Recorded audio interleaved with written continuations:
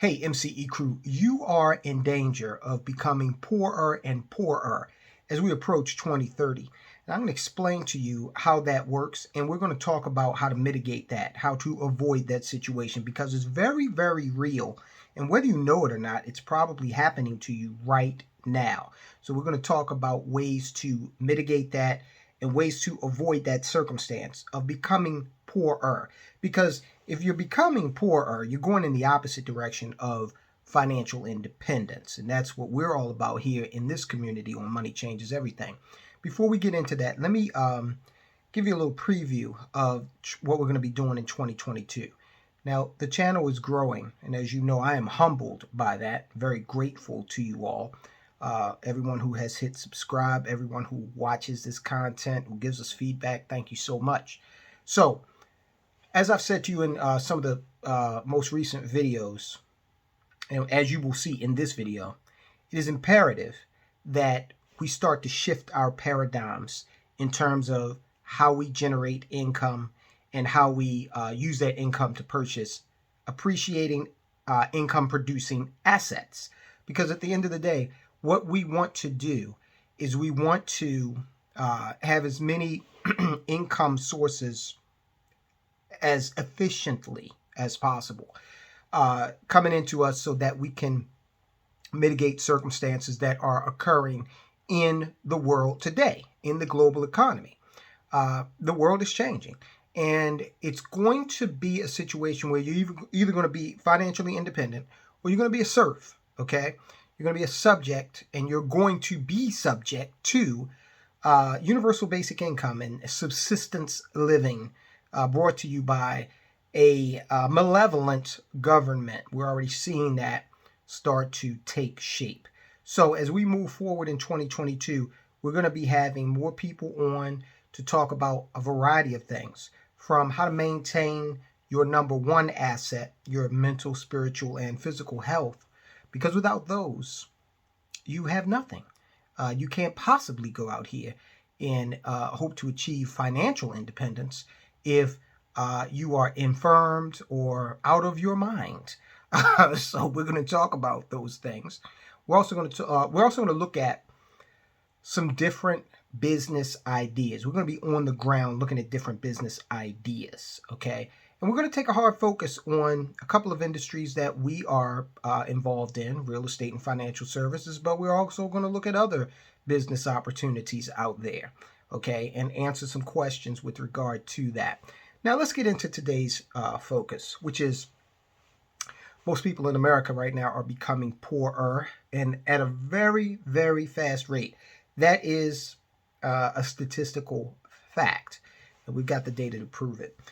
So we're going to talk about what we do with that and how we work around that and avoid that situation. But the reality of it is wage growth is being outpaced by inflation or rise in prices. And interestingly enough, this is not a new phenomenon. This has been going on now for quite some time. In fact, we have a chart here that you can see.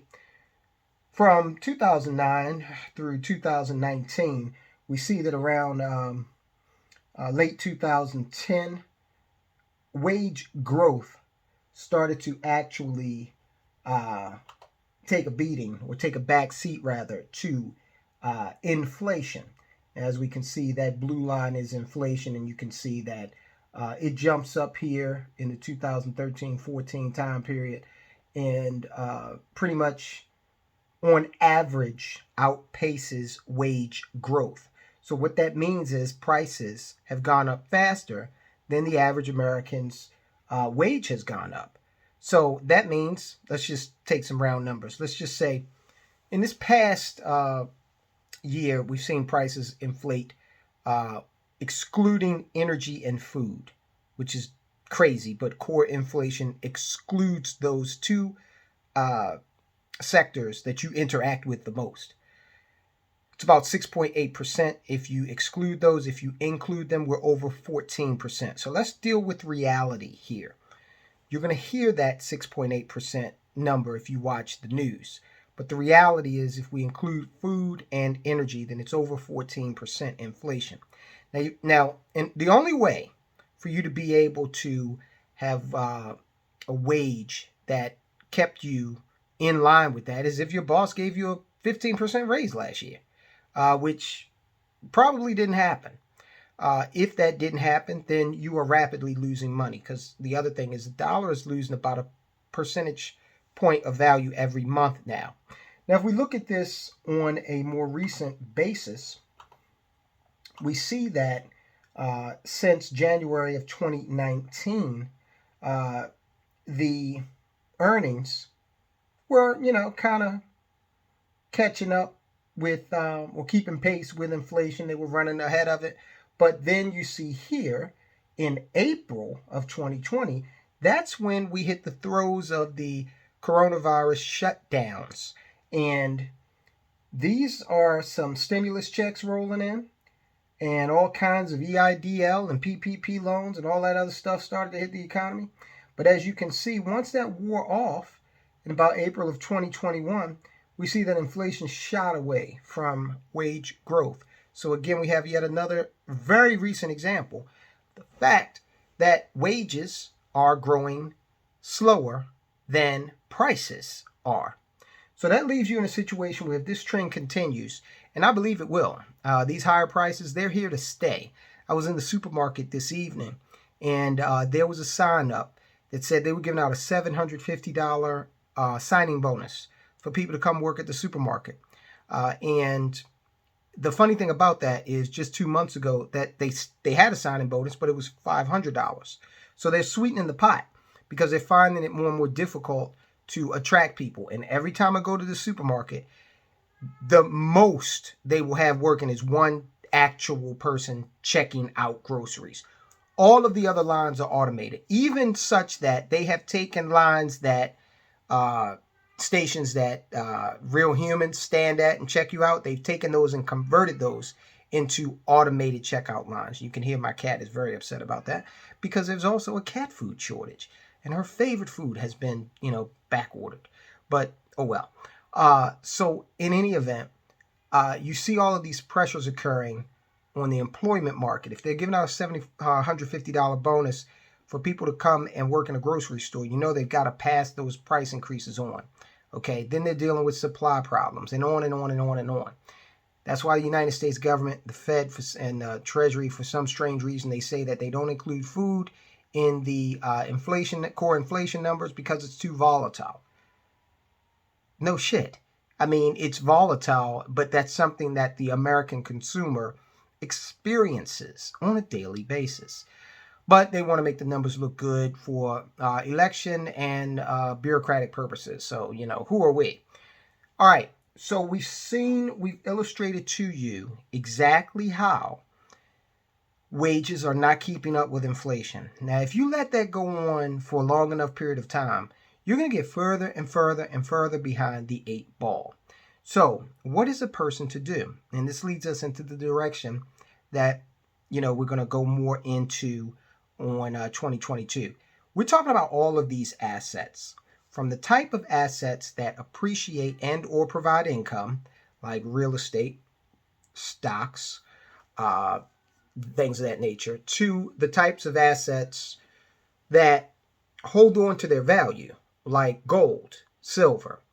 But there is one asset that is going to enable you, the only asset that you can leverage such that it can beat inflation and keep you in good stead and moving toward financial independence, not stagnating and not moving backwards, is a well-run, well-managed business of your own. Now, I've got to believe that if you're watching this channel, you're doing so because you do have some entrepreneurial spirit somewhere within you. Whether it be, I know that one of our viewers, loyal viewers, has a business where they flip homes. Another has a rental home business. Several have financial services businesses. If you ever had an inkling of starting your own business, now's the time. Because, again, these prices are not, they're not going down. Prices are going to stay the same. When have you ever known a price to decrease? I've never known that. Milk has steadily gone north in terms of the price since I started buying it. Gasoline as well. Steak as well. I've never known a price to decrease. So where we're at, we're going to be.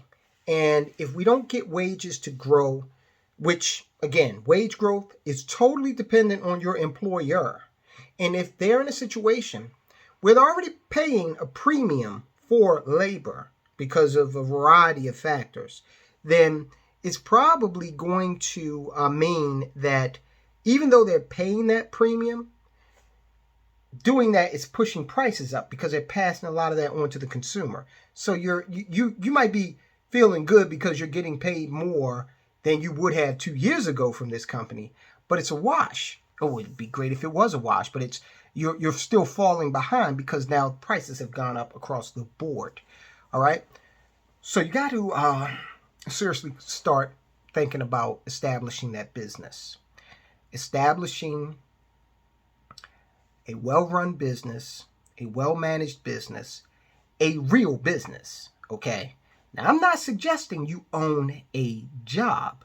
And now, if we look at this next chart, you're going to understand why I don't want you to own a job. Because if you own a job, your average revenue is going to be $44,000. Now, you might make that working for the man right now, or maybe 50,000 or somewhere in there. Okay. But here's the key. As you start to leverage efforts and leverage labor, then that's when your revenue potential starts to take off with your own business. Now think about it. You can only do so much. Okay, let's say you're a real estate agent or you're a financial services professional. You can only see so many clients in a day. Let's say you can cook a hell of a hamburger and you got a little shop set up where you're cooking these hamburgers, and it's finite. You can only see so many people per day. You can only feed so many people per day. You can only cook so many hamburgers per day. But let's say in that scenario, you have a food truck. So you're driving and you're fixing food. Okay. There's a real deal cap to the amount of work you can put in any 24-hour period. However, if you start to leverage that and turn it into a system, then as we can see from this chart, as you start to leverage up in terms of the amount of, we'll say employees, but there's another scenario too, where you can actually have revenue rolling in from folk who are affiliated with your business. And they don't necessarily have to be employees, but let's just look at this from the standpoint of an employee first. So if you have 2 to 4 employees, we're looking at an average revenue of close to $400,000. Okay. And if you're paying them $44,000 and yourself $44,000, you're walking away with a pretty good chunk of change after it's all said and done. But it gets even better. As you leverage up, as you continue to leverage up, you can see from this chart how the revenue potential increases. Okay. And we're looking at now 100 to 500 employees, depending on what type of business you're in. You're looking at a potential of over $40 million. Now, granted, there are other expenses associated with a business, not just employees. There's a lot of other things involved, but the chart is very clear in that it is illustrating that the more you leverage up, the more opportunity you have to serve more clientele. Think about it. If you're just one employee, you don't even have really 24 hours because you got to sleep. So let's say you got 10 hours, okay, or 12. Let's make it 12, and even 12 retail, okay? One employee, $44,000 in potential revenue on average, 12 hours per day max. But when you start to add employees, now you add a second employee. So now you got 24 hours of production capability. Okay. You add 4, and you've got what, 98, 90, 96, 98 hours of potential in those people you have out there on the retail floor, in the factory, hitting the streets as a sales force. You see how this thing can snowball. And you saw from the chart how that revenue projection got larger and larger as you added more leverage, more labor potential, more opportunities to meet with more potential clients. So employees is definitely one way to do it. Now, another way to do it would be with associates in a different type of structure that isn't necessarily employee based. There are structures where we just came out of one where in exchange for the labor we put in bringing productive people to a real estate brokerage, a national brand, in exchange for doing that, we enjoyed about a decade worth of profit sharing with that entity, okay? Because we helped them be successful. And so they shared in the profits on that. Now, every time someone we recruited went out and produced, all right, this is production based. Every time someone went out and produced, we got a little piece of that, okay? So be open to those types of arrangements. Now, in a video we did previously, we talked about the naysayers. A lot of people aren't going to understand that, okay? Most people are going to work a job until they retire, and fine. Some people are going to work a job and have their own business. They're going to like maximize it in that way, okay, until they can transition fully to being with that business on a full-time basis, okay, building that business on a full-time basis. All I'm saying is be open to different arrangements, different paradigms. Here's one you're going to hear a lot, especially I think Subway sandwiches, they used to do this. They used to send they used to give an area to a particular representative, and if that representative could open up shops in that area, Subway sandwich shops, say that 3 times fast, if they could open up for every shop they opened up in their given area, they were allowed to share in the profits of that shop. So these new models are occurring all over the place, where you are allowed to share in the wealth of production when you bring someone to the table. And these are what you need to start looking for, because they're leverage opportunities that are going to accelerate your path toward financial independence. Don't listen to the naysayers, because for every average 10 persons, you have 11 reasons why you shouldn't do something. And look at their circumstances, look at their lives, understand where they are financially. Are they even happy? Most of the time, they're not. Most of the time, they're not doing what you want to do. They never have. They've never even tried it. And that doesn't mean we don't love these people. It just means we can't take that kind of advice from them. I am not a person you want to take advice from when it comes to the game of basketball. I'm short. I don't really know how to play basketball at all. So you definitely don't want to take that type of advice from me. So you definitely don't want to take advice on making money from a broke person. You don't want to take advice on business structure from someone who's never owned a business or does not have the type of attitude whereby they understand that businesses, there are dozens, scores of different arrangements out there. Tell you this, we have been accused, and we're fine with it because, you know, we cash a check on the 21st of every month from a particular source of income. So whatever. But we have, when we got into that arrangement I was telling you about just a moment ago, we were accused of, oh, you guys are in a pyramid. To the person that said that, I said, you're in a pyramid. You go to a job every day where there's a CEO, which you will never be. Under that CEO, there are the presidents, vice presidents, directors, associate directors, on and on and on. And down somewhere near the base of that pyramid, there is you. I'm talking to this person. And so, yeah, just because something's structured, hierarchical, doesn't mean that it's not worth pursuing. Verizon was a pyramid, okay, in terms of its hierarchical structure. So what? They did. I did very well in that organization. So Warren Buffett owns several multi-level marketing companies. Don't be shy about approaching these types of arrangements because they allow you to leverage up. Okay. And a lot of people have achieved tremendous amount of success with these arrangements. Warren Buffett owns Pampered Chef. It's a great company. They have some awesome cookware. He owns World Book Encyclopedia.